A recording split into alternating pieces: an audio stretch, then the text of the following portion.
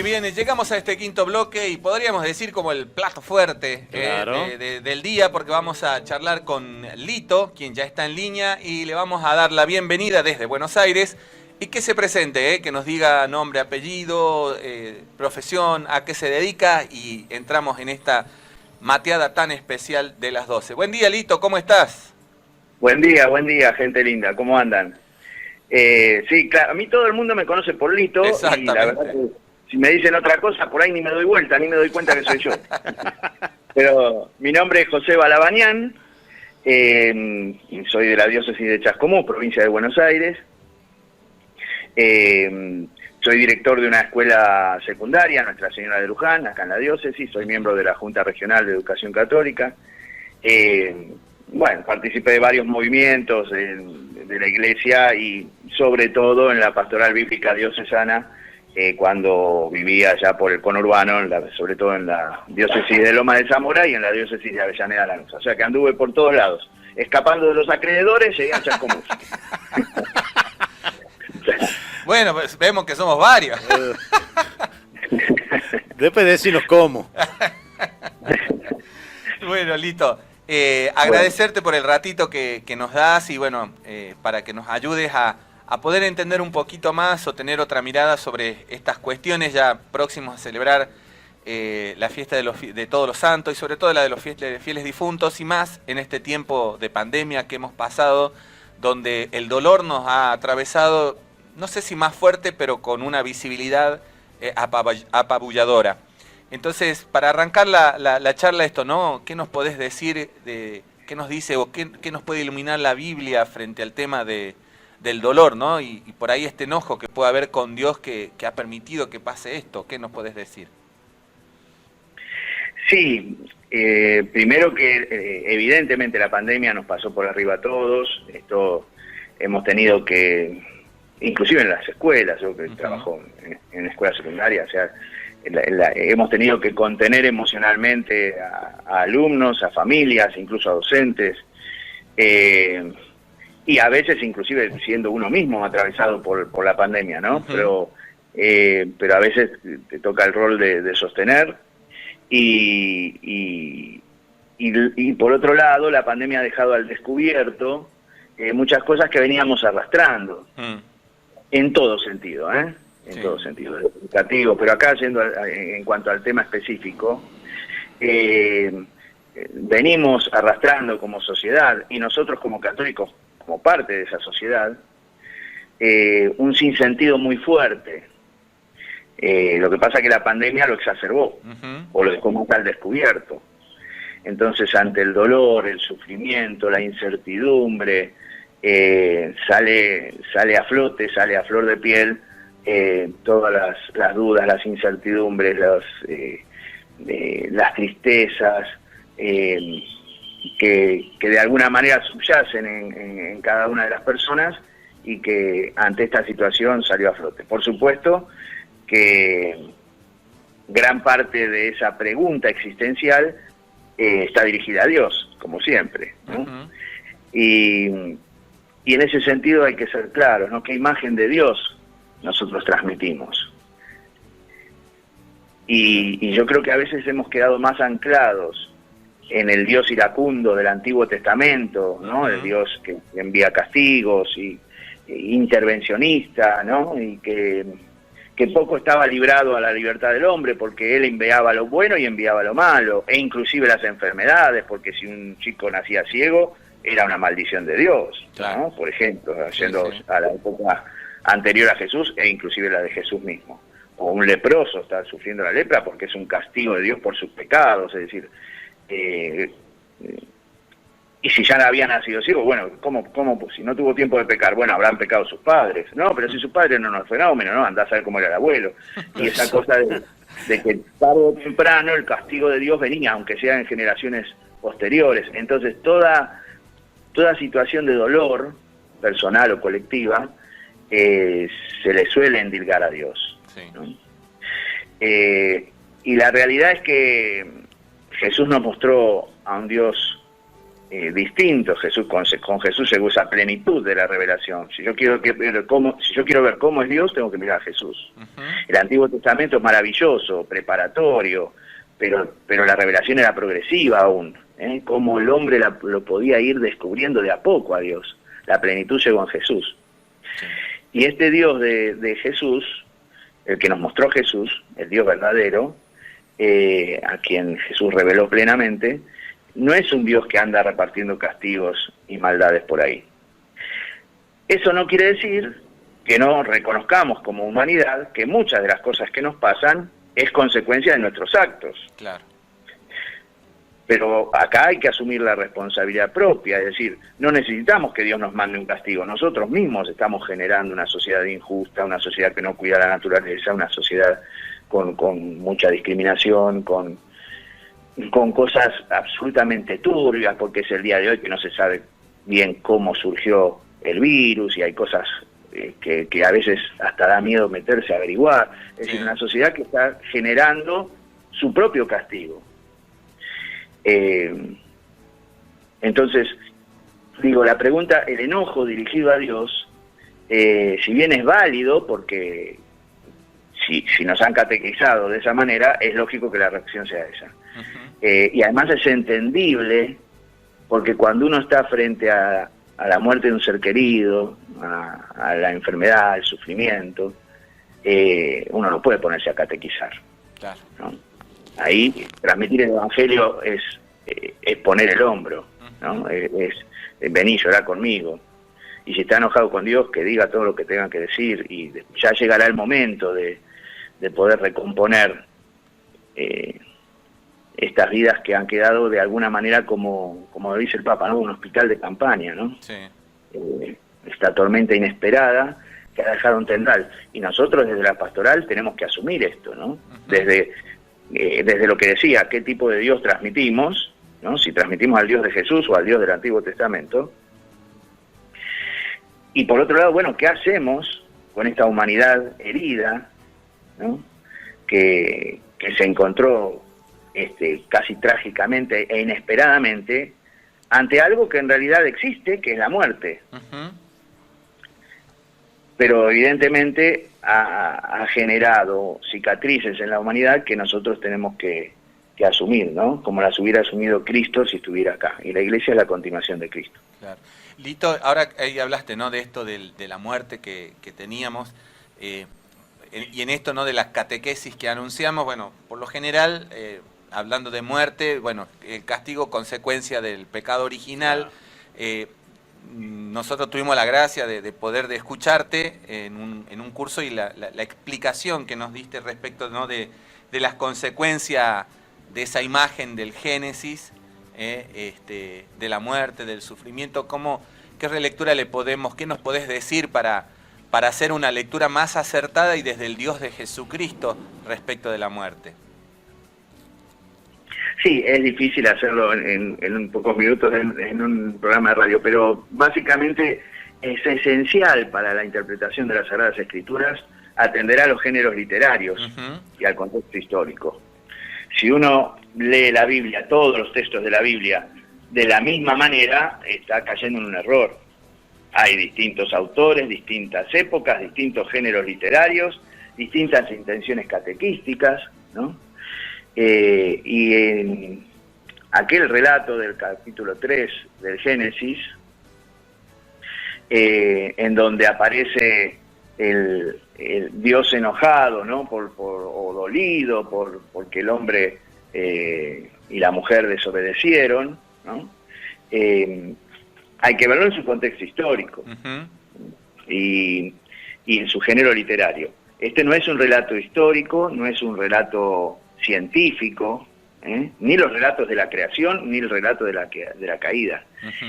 Por supuesto que encierran verdad, y una verdad maravillosa, pero la verdad está en el mensaje que nos quieren transmitir, no en el ropaje literario. Claro.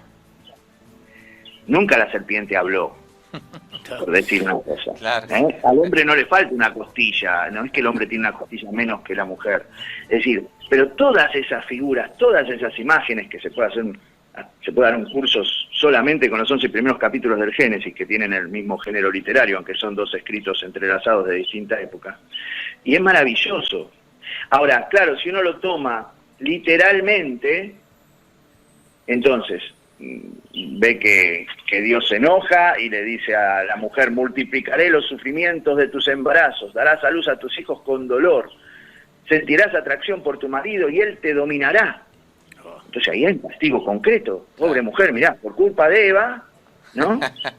Todas las mujeres tienen que soportar lo que su marido decida, porque tienen que ser dominadas, por eso sufren en el momento del parto, y al hombre le dice, por hacer caso a la mujer, y entonces habla de que sacarás con fatiga el alimento, y ganarás el pan con el sudor de tu frente, y finalmente llega el castigo de los castigos, que es porque eres polvo y al polvo volverás, la muerte. Entonces, desde esta visión, primero hay una visión teológica evidentemente en el autor, ¿no? Aunque estábamos en la época de la revelación progresiva, Dios se fue mostrando de a poco, de acuerdo a cómo los hombres lo podían entender, repito este concepto, la plenitud según Jesús. Pero hay una intención teológica profunda, en el autor. ¿Pero qué está queriendo decir? Primero queda claro que no es algo literal. No es que el hombre estaba escondido y Dios buscándolo como si estuviera jugando a las escondidas. ¿Y dónde estás? Y parece que a Adán nunca le enseñaron cómo jugar a la escondida. Dijo, estoy acá, lo que pasa es que me escondí. Pues. Es decir, no estamos hablando de un texto literal. Esto a veces hasta choca decirlo, pero hay que decirlo. Tal cual. Si yo quiero ver cómo fueron creados los cielos y la tierra, cómo fue creado el universo, el cómo se lo tengo que preguntar a la ciencia. Fue creado por Dios, no me cabe ninguna duda. Eso es lo que nos revela la Biblia. Claro. El por qué, el quién, el para qué, el sentido profundo, la Biblia. El cómo, la ciencia. Claro. Una cosa no quita la otra, y las dos miradas sobre la verdad son absolutamente complementarias y pueden ir de la mano. Hay una falsa dicotomía entre ciencia y fe. Y a veces parte por una lectura literal de los textos del Génesis. Pero quiero ir a esto. Perdónenme si me extiendo, pero a ver, ¿qué es lo que el autor humano en esa época veía? Siglo X antes de Cristo fue escrito este texto. Probablemente algún escriba del rey Salomón, probablemente. ¿Qué es lo que veía? Los mayores sufrimientos de la mujer, que eran el dolor de parto, el parir, imagínense si aún hoy sigue siendo algo doloroso con todos los avances, imagínense siglo X antes de Cristo. La dominación del marido, porque si ahora aún hoy hay una cultura machista, imagínense siglo X antes de Cristo en la cultura semita, ¿no? Sí. El hombre en tierra árida, todo el sufrimiento para ganar el pan, ¿no? El sufrimiento, los más característicos sufrimientos de la mujer y los más característicos del sufrimiento del hombre, que no son todos, no hizo una enumeración de todos los sufrimientos, pero puso los más característicos, los más visibles, los pone en un contexto de consecuencia del hombre vivir a espaldas de Dios, porque el pecado fue querer ser Dios, querer ser como Dios, y esto sigue siendo válido aún hoy. Yo no necesito que este texto sea literal para sacar la verdad. Claro. La verdad está profunda, está en el mensaje, y basta con mirar la realidad. El hombre juega a ser Dios. Eso es lo que maravillosamente está expresado en este texto. Entonces, la muerte, pero la muerte como desgarro interior, porque la muerte en cuanto a natural, dice incluso el Catecismo de la Iglesia Católica, es inherente al ser humano. Claro. ¿Qué es lo que le agrega a la situación de separación de Dios, de vivir a espaldas de Dios, de no contar con Dios, de no tener fe en Dios? Es esa muerte como desgarro interior, terrible, que es cuando se vive la muerte sin fe, sin perspectiva trascendental. Más allá de que podemos hablar después de la muerte segunda, ¿no? Eso ya sería otro tema, pero acá el autor no hace esa teología tan profunda que va a ser elaborada posteriormente, sino que lo que quiere decir él es: todo lo malo que pasa al ser humano es consecuencia de darle la espalda a Dios. Es responsabilidad del hombre de elegir mal, de usar mal su libertad, cuando en realidad Dios le da todo. Fíjense que aún en ese contexto, en el versículo 15 del capítulo 3 dice: Pondré enemistad entre ti y la mujer, entre tu descendencia y la suya, le dice a la serpiente. Él, la descendencia de la mujer, te aplastará la cabeza y tú le acecharás el talón. Es decir, ya está dando un signo de esperanza. Va a haber alguien que aplastará la cabeza de la serpiente como símbolo del mal. Y después otro texto muy lindo, ¿no? Aparece el tema de la desnudez, ¿no? No como literal, por eso todos los dibujitos los hacen Adán y Eva desnudos, pero en realidad acá el símbolo de la desnudez, cuando comieron la manzana, de golpe se dieron cuenta que estaban desnudos, es decir, estaban desnudos ya de antes, pero no tenían vergüenza, dice el texto. Claro. Cuando pecan, cuando se separan de Dios, se sienten desnudos ante Dios y ante los demás.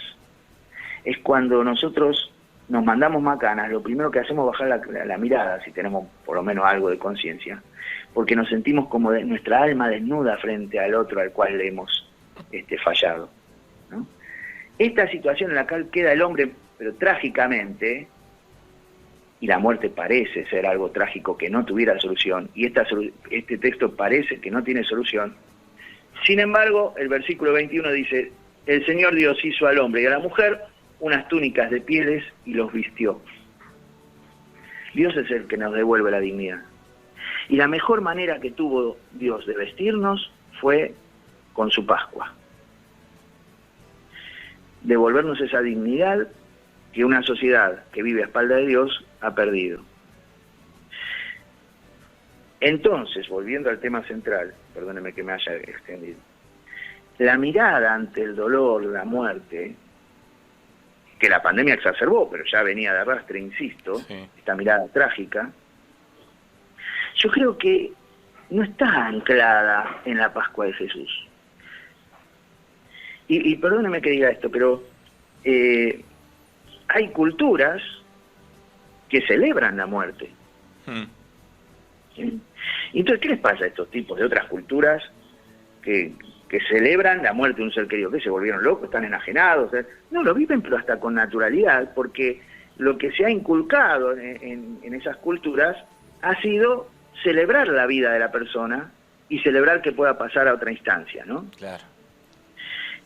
Ahora, nosotros lo tenemos eso también.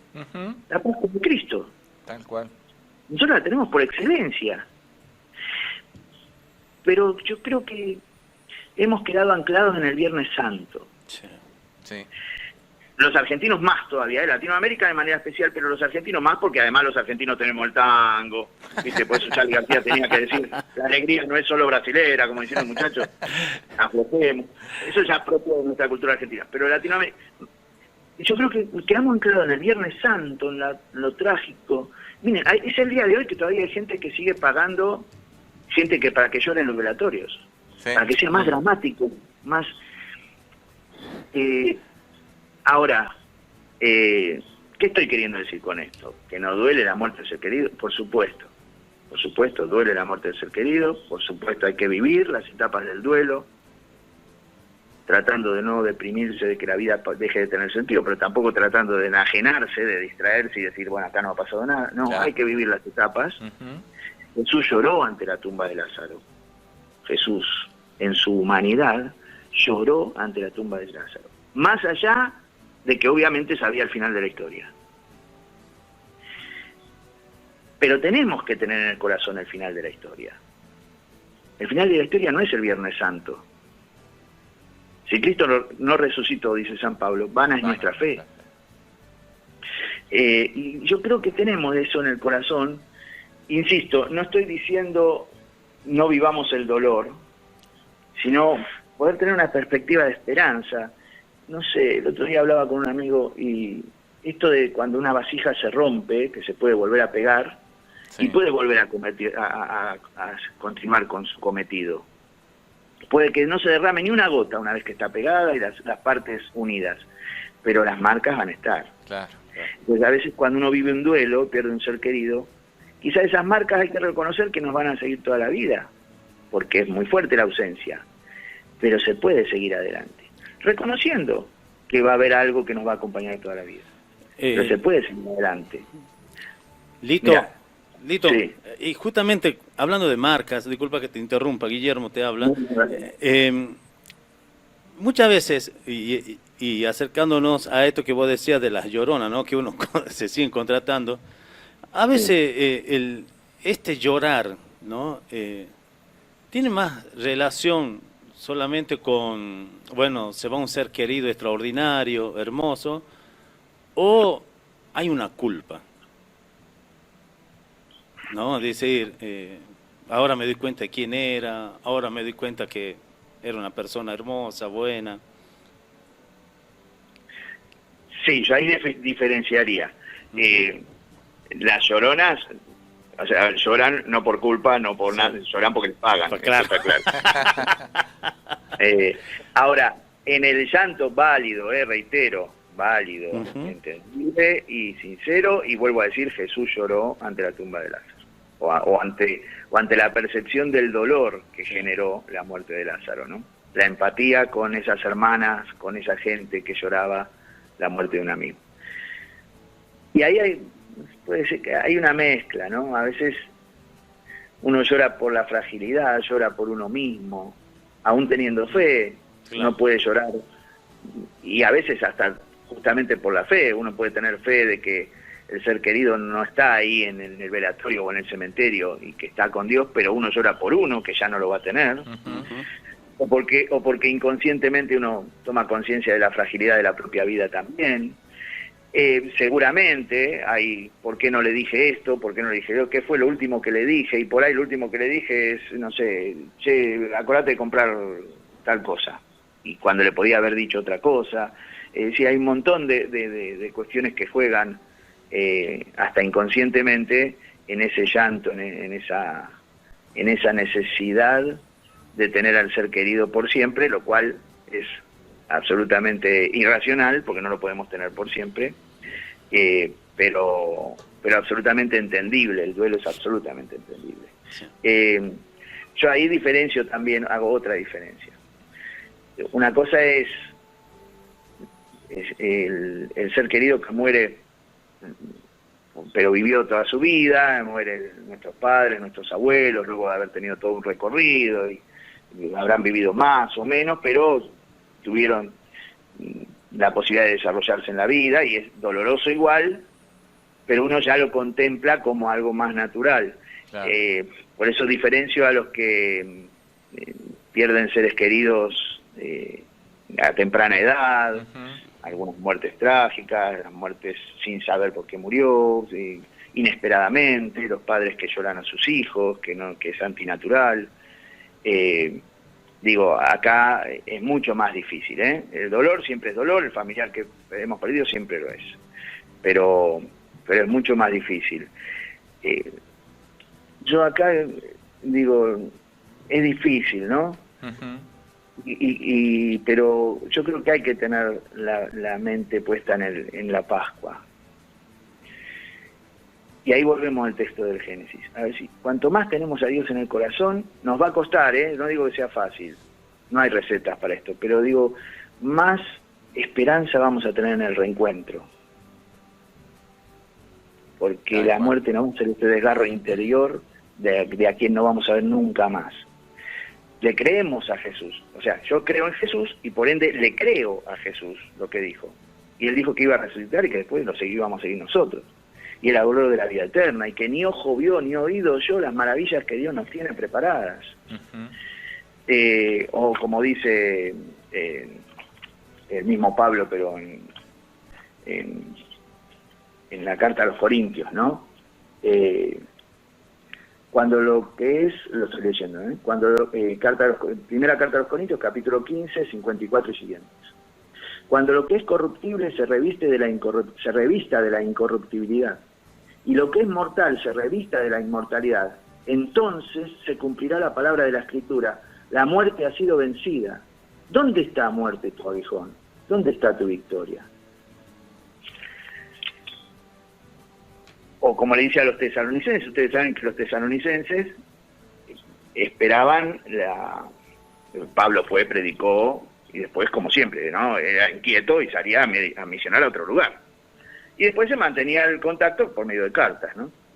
Cuando los emisarios dijeron, che, los tesalonicenses, viste el grupo tan lindo que quedó armado allá en Tesalónica, están como perdiendo la fe. ¿Por qué? Y porque se empezaron a morir algunos y Jesús todavía no volvió. Entonces, claro, ahí, pero Pablo no podía, estaba predicando en otro lado, estaba misionando en otro lado, entonces mandó la carta, ¿no? Y en la primera carta a los tesalonicenses dice: no queremos, hermanos, que vivan en la ignorancia acerca de los que ya han muerto, para que no estén tristes como los otros que no tienen esperanza. Porque nosotros creemos que Jesús murió y resucitó. De la misma manera Dios llevará con Jesús a los que murieron con él. Queremos decirles algo fundada en la palabra del Señor. Los que vivamos, los que quedemos cuando venga el Señor, estaba en ese momento todavía el concepto de que Jesús iba a volver pronto, no precederemos a los que hayan muerto.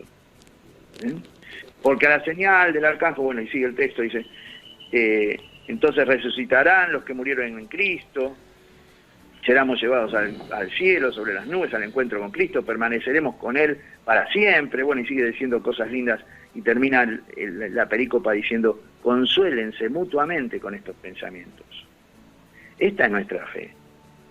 Si hubiéramos quedado anclados en el Viernes Santo, estaríamos hablando de un buen hombre que hizo cosas buenas y nada más.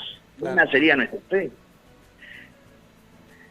Pero miren, chicos, yo estoy pensando en lo que en los que probablemente estén escuchando y han perdido seres queridos, y pueden estar pensando: sí, hermano, es fácil decirlo, vos estudiaste teología, sí, estudiaste Sagradas Escrituras, toda la vida con la catequesis, que esto, que lo otro. Bueno, de boca para afuera es bravo decirlo, pero te quiero ver cuando te pase.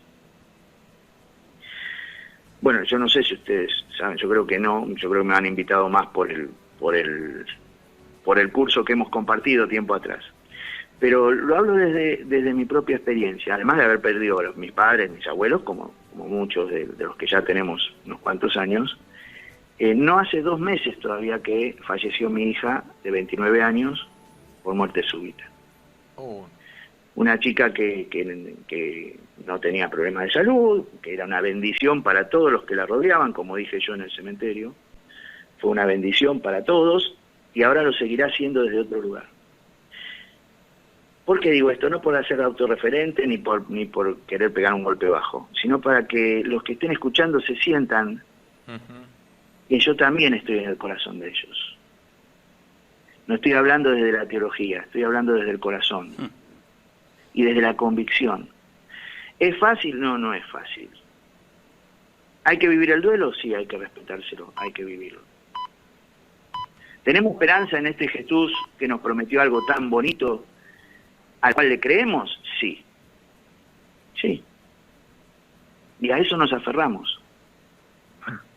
A veces no tenemos los porqués, como en el caso nuestro, por muerte súbita, ni siquiera tenemos los porqués biológicos. Sí. Imagínense los porqués trascendentales, pero sería una lucha contra algo que nunca vamos a saber, quizás, mientras estemos acá. Y luchar, tratar de saber algo que quizás nunca sepamos, es una lucha que no tiene sentido.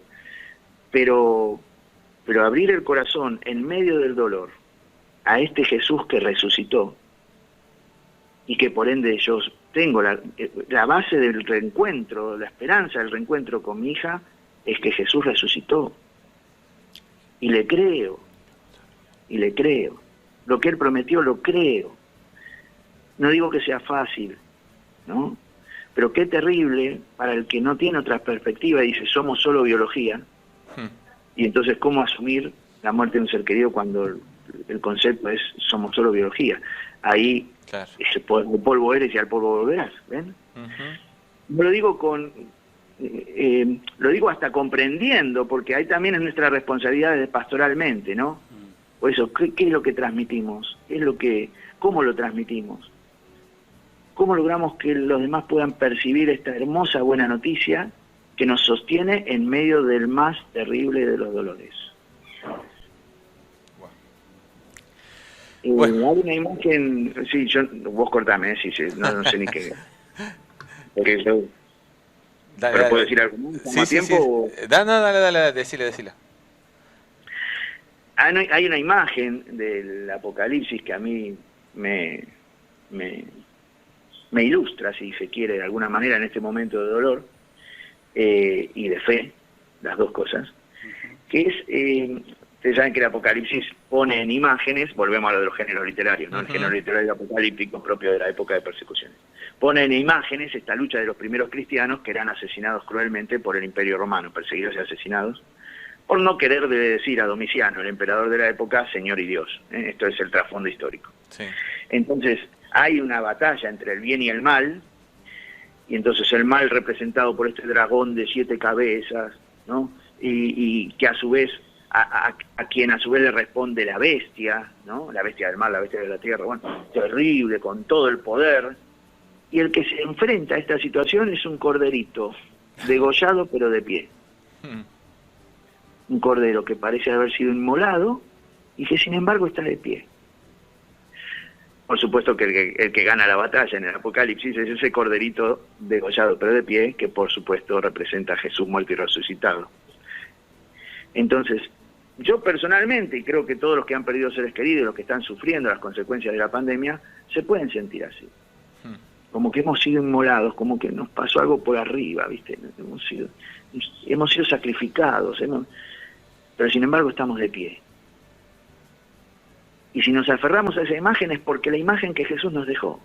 Él murió, sufrió, pero resucitó. Entonces a mí me espera lo mismo. Y no solo con la resurrección de los muertos, ¿no? Que esa es la esperanza que tenemos con los seres queridos, sino en nuestra vida propia, en nuestra vida cotidiana. Es decir, yo me siento que me pasó un tren por arriba y encima en un lugar en donde no esperaba que pasara un tren. Pero estoy de pie. Qué bueno. Y ese Jesús que nos prometió esto tan lindo y que termina venciendo, es el que nos va a permitir deshacernos de los dragones de 7 cabezas, del dolor, las bestias de la incertidumbre y del sinsentido, pero nos tenemos que aferrar a Él, es lo que nos queda, y a los afectos, por supuesto, y a todos los que nos rodean. Él puede llegar también en cada abrazo de un amigo, en cada fuerza, incluso en esta charla. Ojalá estén escuchando a algunos que estén necesitando la palabra de Dios que bueno, lo que he leído, y que nos podamos seguir ayudando mutuamente, ¿no? Bueno, Lito, mira, la verdad que me has dejado, si venía ya con un calificativo de excelente a la catequesis que nos diste en estos 20 minutos al compartir tu testimonio, obviamente me cambió la bocha y nos has dejado de lado acá a lo que estamos en el piso, y bueno, te agradezco infinitamente porque la verdad es muy redondita la explicación, y como vos decías, no es difícil en radio explicar, la verdad que lo hiciste. Fue bien clarito, ordenadito, y bueno, obviamente de seguro a mucha gente le va a ayudar. Gracias a Dios el programa se escucha bastante, así que yo ni bien tenga ecos te los iré pasando, y capaz que te volvemos a molestar porque creo que es importante escuchar a veces otro tipo de perspectivas en las catequesis y en las pastorales que damos, ¿no? Como vos bien decís, en América Latina estamos muy acostumbrados a lo sufrido, al dolor, al dedo en la herida, y necesitamos una iglesia que anuncie desde eso que vos decís. Me encantó esto, ¿no? Lo del corderito, nunca se me hubiese imaginado, así que me la apropio a la imagen, me parece muy, muy bella. Gracias, Lito, y no sé si tenés redes sociales o algo para seguirte, y de seguro te vamos a molestar de nuevo para alguna cosita en diciembre, porque al menos nos pareció muy bonita tu perspectiva. No, cuando quieran. Redes sociales, tengo el Facebook, que es Lito Balabanián. También tengo otro Facebook. Cuando salió mi último libro, abrimos uno de José Balabanián. En este momento las redes están un poquito así como, las tengo un poquito como relegadas, pero por razones obvias. Sí. Pero sí, por supuesto, no, y llámenme cuando quieran. Es más, si me prometen alguna comida típica, me doy una vuelta por allá un día. Sí, vos veniste y te prometemos. Solo si me prometen una comida típica, si no, no. Bueno, si te animás, sí, veniste, ya tenemos el típico tamal, la típica empanada, asado, carbonada, locro, buceca, en ese orden, vos decís. Qué rico. Pobre la gente que está escuchando a esta hora, mirá de qué estamos hablando. Y con el calor que hace. No importa, mira, yo soy de eso que si la cazuela está rica en verano hay que tomarla. Sí. Después vemos cómo la regamos, pero es cierto. Hay solución para eso. Acá hay bastantes regadoras, así que no hay problema con eso. Totalmente. Bueno, Lito, muchísimas gracias, hermano, y la verdad que muy, muy lindo y justo. Habíamos programado como tema musical para cerrar el bloque, La muerte no es el final del camino, muy, muy bien interpretada por el coro Cantares, una canción tradicional en esta iglesia. Gracias, Lito, un abrazo, ¿eh? Un abrazo enorme. Un abrazo enorme. Chao, chao. Chao, chao.